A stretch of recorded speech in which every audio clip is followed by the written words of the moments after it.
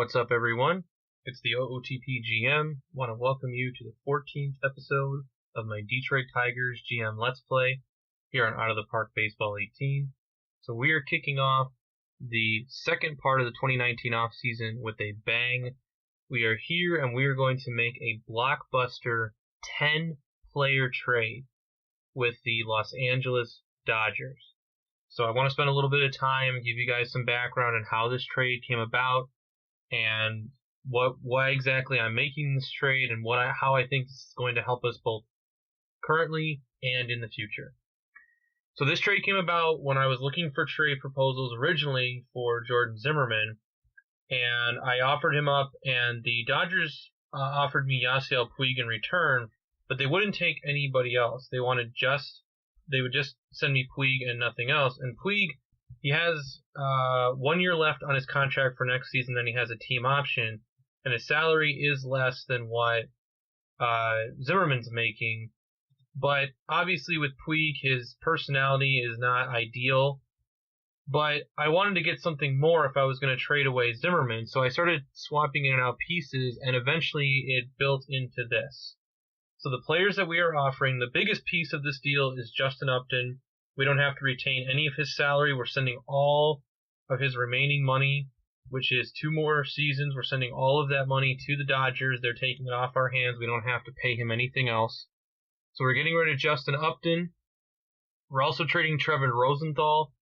I'm inclined to include him because he's upset about not being the closer, and with Arturo locked in on the closer role, he's not going to be our closer anytime soon. And he has a $5 million salary for next year and a team option for $6 million next year. But, we have plenty of arms in the bullpen, so I was comfortable including him. Jacoby Jones was the hardest player to include in this deal, but I'm going to explain why in a second, why I'm willing to include him in this trade.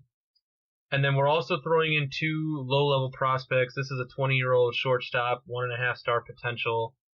Probably won't make it to the majors. And then a 24-year-old 1-star catcher. Again, just a toss-in essentially to make the deal work. And on the Dodgers side, we are getting Yasiel Puig, obviously, who I already showed you. For him, I figure he fills a place in the outfield, and if he works out well, then great.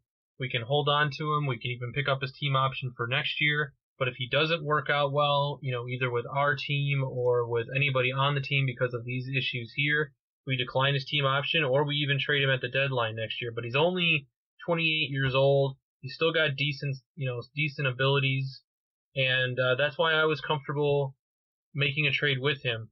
But the big star of this deal is Walker Buehler, who is their number 2 prospect, and he is basically just about Major League ready. And I absolutely wanted to have him in this deal because he is, in my opinion, just about Major League ready. He should be coming up to the majors at any point here very, very soon. So I wanted to get him in this deal because I believe he can be part of that pitching staff for us, that young, solid starting rotation that we're trying to build, that we built through trades and through drafts, with Fulmer and Norris and Bo Burrows and Alex Faedo and Tyson Miller. He's another piece of that, and he could potentially be in our rotation next year. Then we also get this Christopher Arias. He's a 3.5-star potential outfielder, 20 years old, a guy who, again, potentially as a young outfielder that can come up through our system. He's been in low-level Dodgers for the last couple of years, but we're going to move him up. We'll probably move him into high A to start him this year. We get a 19-year-old 2-star potential right field prospect. Again, another guy, just kind of a wild card. If he makes it, great. If he doesn't, we'll see what he does. But I'm willing to take a chance on him. Then we also get this Eric Mejia. I'm not sure if I'm pronouncing that correctly, but he's essentially our Andrew Romine replacement. He's 25 years old. He's a switch hitter, but he can play 3 different infield positions, and he's a pretty good defender. Nice speed, good stealing, base running, and he's got decent stats. He doesn't have a lot of home run power, but, decent contact, decent discipline. He's all right for avoid Ks. He's good for a backup. So he essentially becomes a nice backup for us on our roster. Now, in terms of Jacoby Jones, the reason why I'm willing to include Jacoby Jones in this deal is because there are not only free agent guys that I'll get to in a second that we could sign to take his place, but we have lots of young outfielders, as you can see here, that are coming up, that are going to be coming up through our system. We got this Rodriguez guy; he's only 18, but we have some older outfielders. We have Candelaro, we have Young, we have guys that are potentially going to be coming up soon to join the team. We have guys that are already on our 40-man roster who could potentially fill that void. And with Jones, as much as I like him, the stats and everything just haven't been there enough for me to not be willing to include him in the deal. But Buehler was the big piece. So we're going to complete that trade. A massive 10-player deal. Obviously, players are a little bit leery about acquiring Puig. And, you know, the fans are a little bit disappointed in losing Justin Upton, but I feel it is a big trade for us that helps us out tremendously. We're going to add Puig and Meja to the roster, and that will slot them in. Obviously, all of the guys that you see on the roster currently will not be on the opening day roster. Some of these guys are just here because we needed call-ups during the season. But these guys slot in for us, and you know, we have a lot of players here that are going to be able to help us moving forward. A lot of young guys. Now, I did want to go and show you guys what I was looking for in terms of the outfielder real quick. Let me go in here again and show you what I'm talking about. So right now it would be Stewart, Puig, and Marte, and then they have this Derek Hill, starting in center field. Hill's not a particularly great player. He played limited time with us this year, and he's never really been. He's kind of a busted draft pick, so to speak. He's a guy that was supposed to be a big time player for us moving forward. He was originally, I think, one of our top prospects. He's just never panned out, both in real life and then in this game. But what I was looking at in terms of free agents for the position for center field.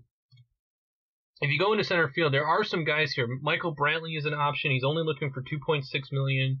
He's a left-handed bat. He can play center field. He's not great in center field. He's more of a left fielder, but he can play center if we need him to. And you've also got Steven Souza Jr., 30 years old. He can play center field. Decent hitter. So he's another guy, also relatively inexpensive, only looking for $1.4 million. He's 30 years old. So there are guys here that are relatively inexpensive. There's even this Daryl Siciliani, I believe is how you pronounce it. Now, he's a really good defensive guy that can play multiple positions. Doesn't particularly have great discipline or avoids Ks, but he's cheap. He's only $900. He's only asking for $900,000, and he's an Iron Man, which means he probably won't get hurt. So these are the guys that we're looking at in terms of options. I'm going to go ahead, and as much as I like Michael Brantley, Souza plays a little bit better center field than Brantley does, and he's a little bit younger, and he's a little bit better of a defender. His other statistics, his batter ratings, like avoids Ks and stuff, aren't quite as good, but again, he's just sort of a short fill-in guy for us, and I like the fact that he's relatively inexpensive. So we're going to offer him a contract. He's only looking for 1 year, $1.4 million is fine with me. We're going to submit that offer to him. And then in terms of the other free agents, I was looking at guys that we could bring in. Obviously, you guys know about the Santana that we offered a contract to in the last episode. I was looking at potential relievers or any other players that we could potentially look to offer contracts to. Like third base, I said, was something that we were looking for, but there aren't really any desirable options at third base in terms of young, inexpensive guys that would make sense for us. Jurickson Profar would be an interesting player, because he can play so many positions, but he wants so much money. I'm not comfortable giving him $10 million. Now, if his price comes down, if he's still available later in the offseason and his price comes down, I might be willing to offer him a contract. But right now, I'm not comfortable doing that. And then in terms of relievers, there really isn't a whole lot of guys here that I'm interested in or that are in my price range. Obviously, I'd love to get these two guys, but both of them don't want to play for my manager, which is disappointing, but is something that we have to live with. Josh Fields is tempting. He's 34. He's an Iron Man, which means he's not going to get hurt. Only $3.6 million. This Jacob Barnes is also tempting. He's a 3-star guy, only wants $1.2 million. Decent ratings here. He's a ground ball pitcher, which is kind of what we're looking for. Very limited time in the majors over the last few years. Doesn't have a whole lot of innings in the majors. And when the innings he does have in the majors are not great.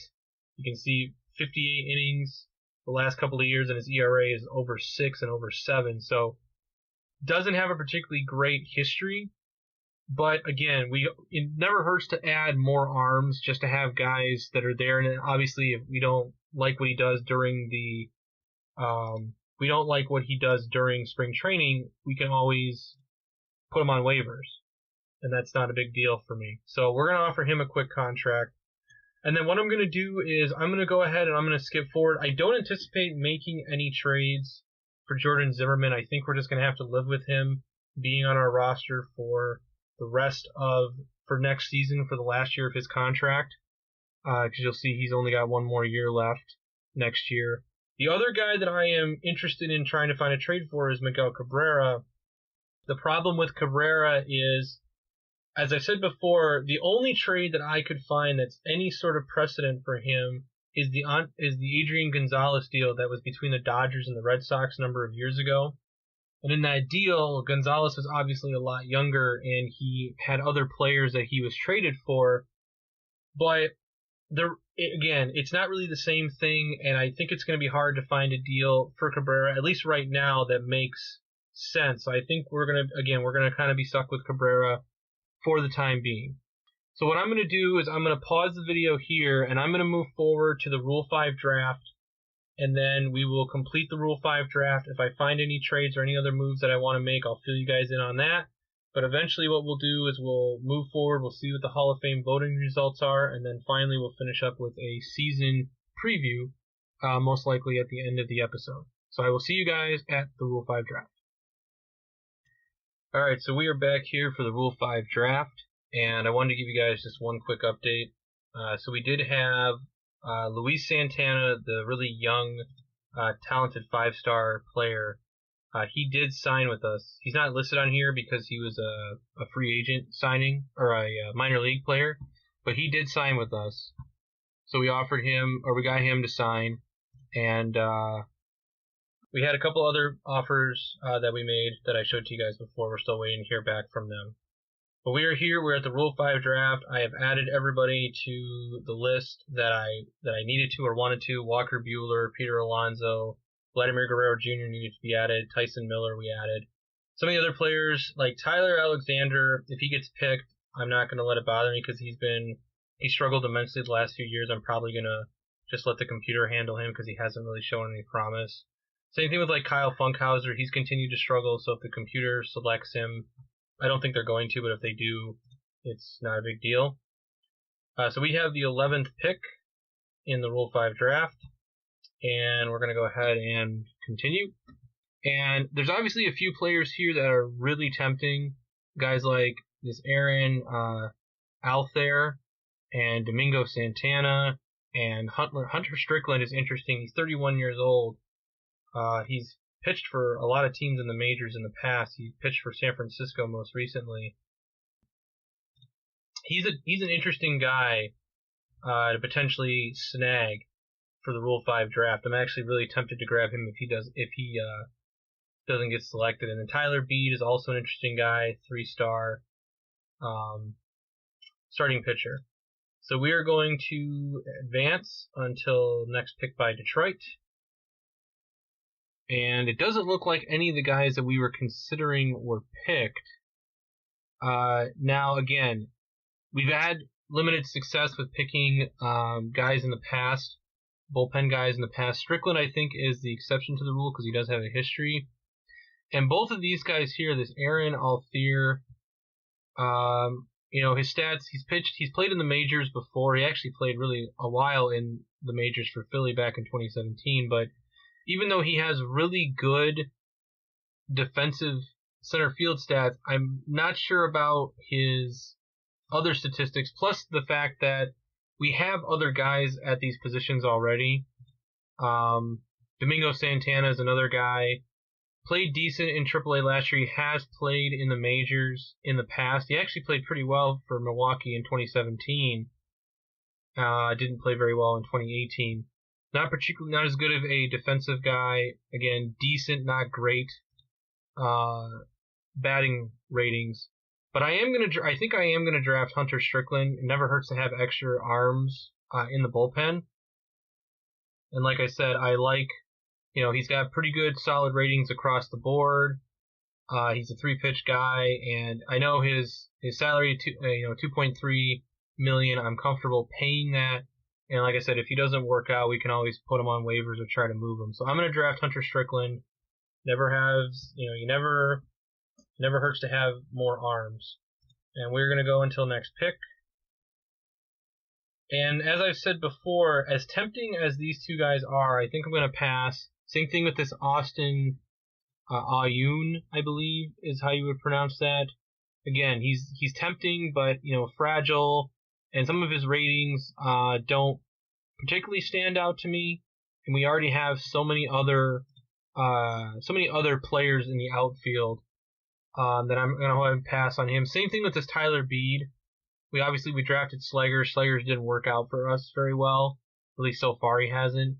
And he's got decent ratings, but nothing that pops off the page at me. And I don't want to be stuck with another guy that we have to keep on the roster for the entire season. And if you scroll down here again, there's not a whole lot of other guys it looks like a decent Rule 5 draft, but none of these guys that I'm comfortable drafting in case.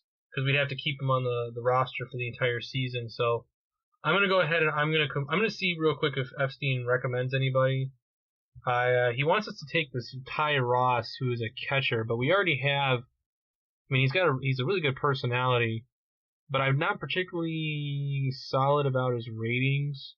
And we already have Perez to be a backup catcher, although his stats are interesting. Played AAA last year, 285. 27 years old. I like that he's a clubhouse leader guy. I'm going to trust you on this. I'm going to go ahead and draft this guy too, and then obviously Perez is there too. We can always make players like that. Ross is on the team. All right, cool. So we'll head back into the Rule 5 draft here. Continue the Rule 5 draft. And we will go until next pick by Detroit.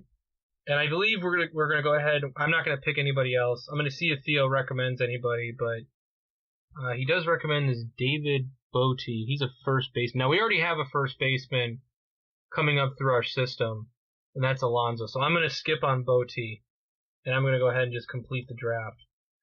So that will complete the Rule 5 draft for us, and we have a couple of new additions to the team. And what I'm going to do now is I'm going to pause here. I'm going to move forward to the Hall of Fame voting results. I'll give you guys any updates on free agents or any other moves that we make when we get there. And then we'll finish off the episode by doing a preview of next season. So I will see you guys at the Hall of Fame voting results. All right, we are back, and we are here at the Hall of Fame voting results, and two players elected this year, Derek Jeter with 90.6% of the vote, and Todd Helton gets in his second year with 75.2%. And surprisingly enough, Jim Thome and Vladimir Guerrero continue to be denied. I have to say I'm really surprised that it's taking this long for them to get in, or they haven't gotten in at all. I know in past games that I've done, they normally get in within 2 years, maybe 3 at the absolute most. I'm a little bit surprised it's taking this long. Roy Halladay's numbers look like they dropped down. Mussina, Schilling, Jeff Kent, who we voted for, is definitely not getting in. A lot of different guys you can see dropped off the ballot down here. But I have to say, I'm honestly really surprised about Thome and Guerrero not getting in. You can see Abreu in his first year in the ballot. He gets 23.4. So these are the Hall of Fame voting results. And what I will do is I'm going to move forward now to the very beginning of the season, and we will close off this episode with a preview of the 2020 season. And we will also do a preview of the team, predictions, all that kind of good stuff. So I will see you guys at the beginning of the 2020 Major League Baseball season.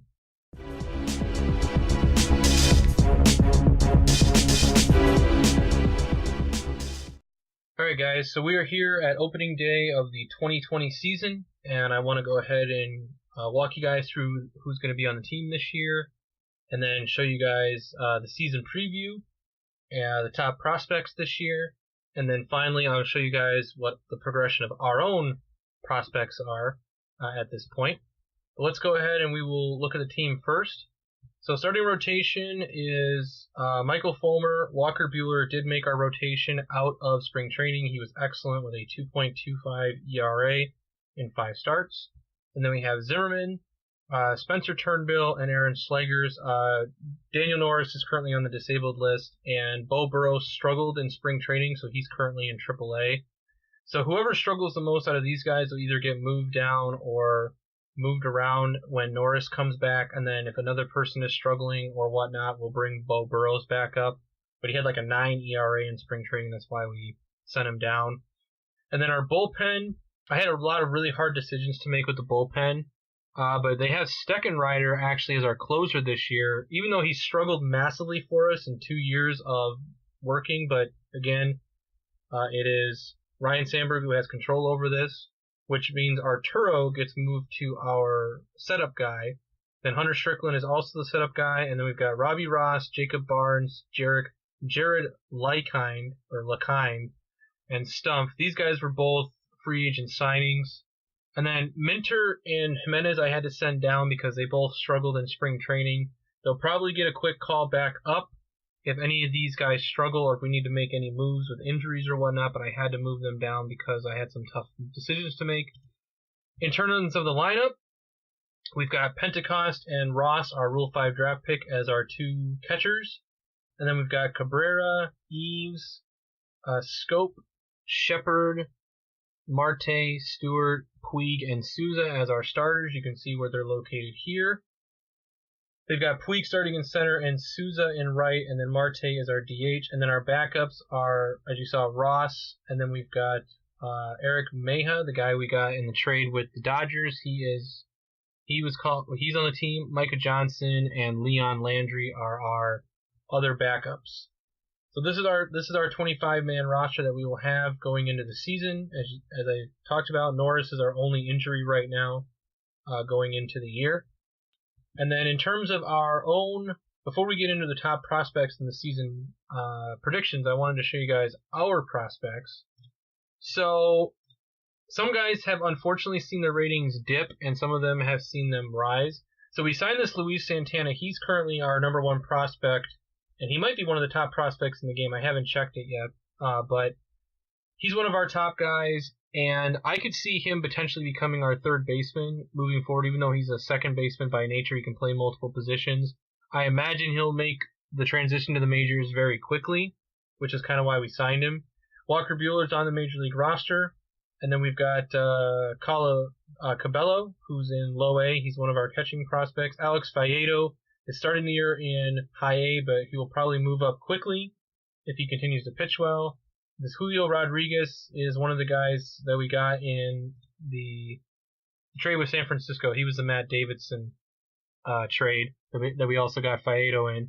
He's currently in rookie ball. He's going to play there 1 more year because he's young and he kind of struggled when he came over for our rookie ball.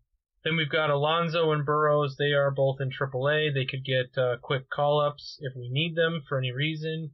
Vladimir Guerrero, his ratings have started to drop a little bit. I'm a little bit disappointed to see that. But again, we've seen guys with their ratings drop and then they come back up. So I'm kind of hoping that, he'll start the year in AAA and he will get a call-up from us eventually, that his ratings will start to recover. And then just some other notable guys. Tyson Miller is in AA to start the year. He was the guy that we got in the Philadelphia Phillies trade at the trade deadline last year. And then Matt Manning continues to struggle. His ratings have continued to drop. And then obviously Jeter Downs, our first-round pick from a number of years ago, he is looking more and more like he's going to be a bust, which is extremely disappointing. And then we'll go ahead and we will take a look at the top prospects here before we get into season predictions. So we have Luis Santana, the guy that we signed this offseason. He is the number 15 prospect in baseball. And then we have, I don't know if we have any other hitting prospects. It does not look like that we do. In terms of pitching prospects, though, Alex Faedo is the number 18 prospect in baseball. Walker Buehler is number 22. And he's on our Major League roster. And then Tyson Miller is the number 57 prospect in baseball, so we have him. And I think that rounds it out for us. So we have 4 top 100 prospects. And we can look at that here, minor league system ranking. So we have the 6th best system according to them. We have 4 top 100 prospects that make the list here. And then I don't know if we have any other guys that would crack it. So Beau Burrows is 131 and Dillard 180. So they don't crack the top 100, but they're in the top 200. So that certainly helps us there. And then in terms of the spring, we went 15 and 13, which was second for our division. We had a few guys. Miguel Cabrera had a really excellent spring, which was nice to see. Hopefully he can continue to provide value for us. We are projected for 74 wins this year. And I remember last year we were only projected for 63, but we far exceeded that. In terms of pitchers and hitters, again, we don't have any guys projected for breakout seasons, but I am excited with the direction that the team is going. And I think it's not going to be too long before we are competing for playoff spots again, and we are turning into contenders with all these young guys that we have coming up through the system. I'm really excited about the prospects for our pitching rotation especially. So, all right, guys, so that is it. That is the end of the 2019-2020 off season, and we are at the beginning of the 2020 season. So I'm going to go ahead and end the episode here, and I will see you guys for the 2020 first-year player draft. So I want to thank you guys for watching. Feel free to like and subscribe. Comments and feedback are always welcome. And I will see you for episode 15, the 2020 first-year player draft. Thanks for watching.